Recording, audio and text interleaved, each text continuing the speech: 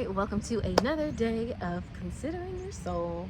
We're outside again. The sun is shining bright, and we have the energy of the day today. Now, I've already posted a video based on my personal meditation this morning, but I didn't do a card pull on it. So I did want to come back and pull a card, because it's just fun. Yeah. So, what is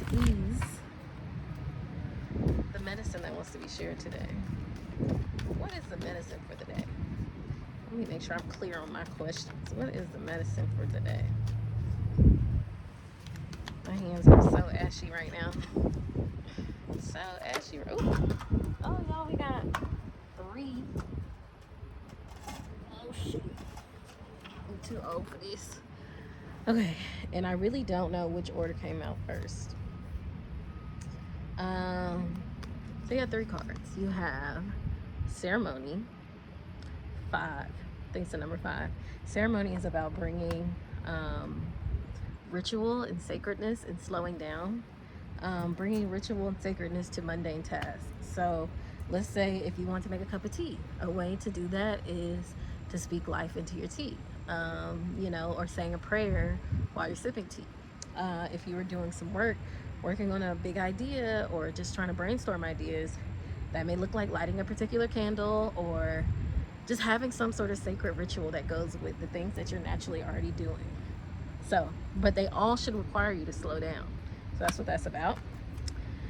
The shift is about, I don't know if y'all have seen, let me see if I can get it to be unblurred. Anyway, I don't know if y'all have seen Wayne, I think it's Wayne Dyer's video called The Shift. And it talks about, pretty much, this is my summary, this is not what it says, but this energy of that comes to your life, and it's like a feeling that you can't explain sometimes, but it's like something has to change. I can't do this anymore. Like something is calling me, something is asking me to show up, and it feels like much bigger than you. It feels godlike, and you can't explain it to people because you don't know where it came from. You don't know when it started, but it's kind of the things, okay, it just fell over, whatever, that bring us into purpose. And so with the shift is a lot of shedding. There's a lot of releasing. There is a lot of transformation. I think when I look at this card, I see all the different seasons, all the different times of days, and that's really what it's about. There's a transformation that's happening that's shifting everything. And you're sitting in a body of water, which we know water is healing, water is cleansing, water is a lot of things. And so having a soft space to make that shift. And so it's pretty much saying it's time. If you haven't shifted, it's time to make the shift. Whatever that is that's been on your mind, that's been calling you to it, is telling you it's time. And it's not saying that it's going to be like sunshine and rainbows all the time. You're going to go through all of the different stages of the shift. And so our last card is darkness. And anytime people say darkness, I'd be like, oh, what does that mean? Does that mean I got to go through something crazy? And I believe this is a crow on it. And crows, for me, I don't know, I always think of them as like messengers. I think of all birds as messengers, but crows, they they always travel in well, maybe not always. I used to see this bunch of crows in the morning, every morning, same time, same spot. You knew where to find them. And then when it was time to ship move, they all moved together. But anyway, don't know that that's relevant. The darkness card is about kind of allowing the things that are hidden within you to come to light, to be healed, to be shown. Like those things are probably either coming up for you, or if you have something on your mind and you want to know more, it may be telling you like it's not time. There were things that will be revealed to you, but right now may not be the moment. And so allowing yourself to sit in the unknown, but even in that space of unknown, always think about how there is still protection. There is still safety in the unknown. Like we want to know everything, but sometimes it's not safe for us to know everything yet. And so I think you have to understand, you have to ask yourself, what is the darkness that this is talking about? And maybe a different word you can use is just, what is the thing that needs your attention, or what is the thing that has your attention? And so if there's something that has your attention, then you look at it like, it may not be ready for me to know all of the things about it. Now, if it's something that wants your attention, it's one of those things that will come to light when in time. And so I think this, when I think of all of them together, I think the sacredness will lend to the shift that's happening in your life right now. The ceremony, I think, slowing down and sitting with the change that is happening will reveal the darkness, or the hidden things that need to be revealed to you. Like, I think about how there are a lot of, I feel like the shift kind of sparks the question: what am I here for? What am I doing? Why am I doing this? Why is this happening to me? And the ceremony, the slowing down, the sacredness, creating sacredness in your life in general, to every moment of your life, is part of the answer. That's how you receive your messages. And again, I was talking about the crows and the darkness with messages. I think there are probably messages waiting for you, waiting to get to you when you slow down. I notice for me, like, if I am overwhelmed, I'm busy, I got a lot going on, a lot of people who have my attention, messages don't come to me as easily. Ideas don't come to me as easily. I don't flow through writing as easily. And so I've learned that I am an open channel when I have freedom, when I have freeness, when I have slowed down enough to hear what is being presented to me. So I'm gonna take a quick look at the bottom. Karmic debt. And so this, I think this one is about like things that have been I think this is like literally karmic debt. I'm gonna read this one because this one always kind of confuses me a little bit. Yeah, so do you believe in second chances? Well, the universe does, not just second, but third, fourth, and many chances needed for you to feel loved and fulfilled. The trick is, second chances are not always what you would expect. More often, a second chance comes in the form of finding yourself in repeated patterns and realizing you have the opportunity to make a better choice this time around. So I like reading the bottom because it kind of, to me, gives you a summary of what it was all about. And so this darkness, these things that haven't been shown to us that maybe we're questioning, probably are lending themselves to this repeating pattern that we may have. So realizing where you have repeated patterns. So if the question is, why haven't I received this? Why haven't I got there?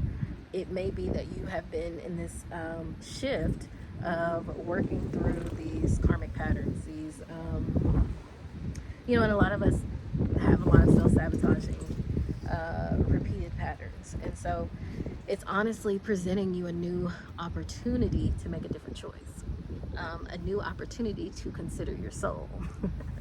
Shameless plug.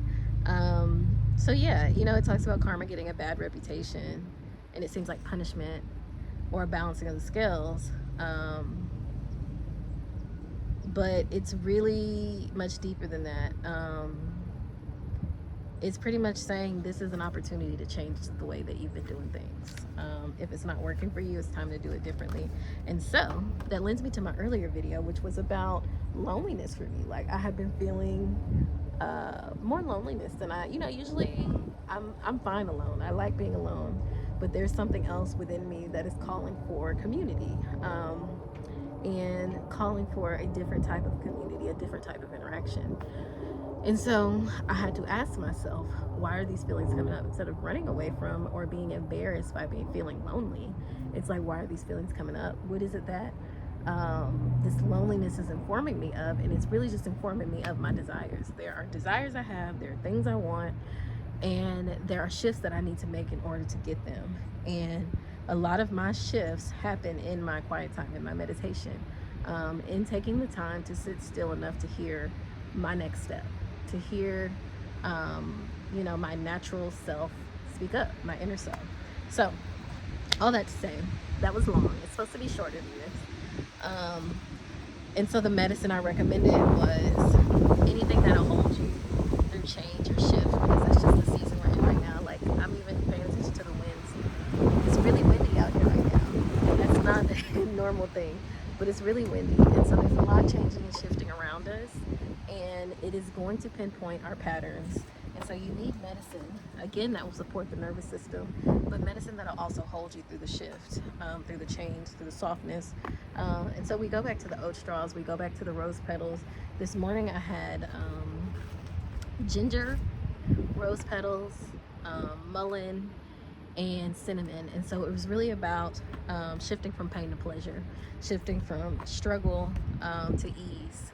And that's kind of what I made that latte based on, because I had the mullein and the ginger to help support the grief of change, to let things come up, reach the surface, to mourn what I have lost, or the season of myself that I had known, or an opportunity that I wanted that I didn't get, to mourn that. And then I brought in the rose petals for the softness, to shift into a different way of seeing things, and cinnamon for the pleasure, you know what I mean? And so these are circulatory herbs, so they're going to help support movement. But for me, it was about moving into softness, moving into pleasure. Even the ginger is a movement herb. It's going to move things through. And so all of this is moving for me from pain to pleasure, from struggle to success, from, doubt to hope. It's kind of like that. It is shifting to a new perspective, a new way of doing things and seeing things that really benefit your healing, your, shaking up these patterns that we've been conditioned to know. And so I think everybody always, tells you what to do, how to do, all those things like that. But really, I think what's important is supporting yourself in the midst of that. And that's probably one of the hardest things to do. It's like, yeah, I know I'm going through a change right now. I'm going through a shift. I'm going through a major life cycle right now. But how do I support myself? Like, instead of focusing on where you're going, where you've come from, where you're even at, it's like, you know what? I need support. I need help. And so that's what the herbal remedies to me do. And so I would reach for softness in whatever you reach for. It might be a good time to start getting into lattes if you haven't started making lattes. Pretty sure I got a million videos on how to make a latte. But yeah, bringing some sacredness into your mundane routines. If you're a coffee drinker, how can you invite more softness into your coffee? I like to put lavender tea or lavender leaves, or lavender flowers. Actually, they're flowers. Lavender that we use is flowers. So anyway, I like to add that to my coffee sometimes. Sometimes I even add rose petals. Sometimes I add ashwagandha. Just depends on what I need. But like, how can you be more intentional in that space of of the things you're already doing? So not necessarily trying to create a new routine or a new thing to do, or piling on more work for you to do. How can you make it intentional? And as you see yourself shifting into that intentionality, you'll probably start to see some answers become clear to you. Some things revealed to you, and some things may be a little heavier. And so again, walk with yourself, allow the plants to walk with you, allow them to be your allies, and they do support you. So questions, concerns, let me know. Yeah, I hope y'all have a beautiful day. It's nice and sunny, so I might sit out here for a little bit, or bring the dogs out. But yeah, have a nice day.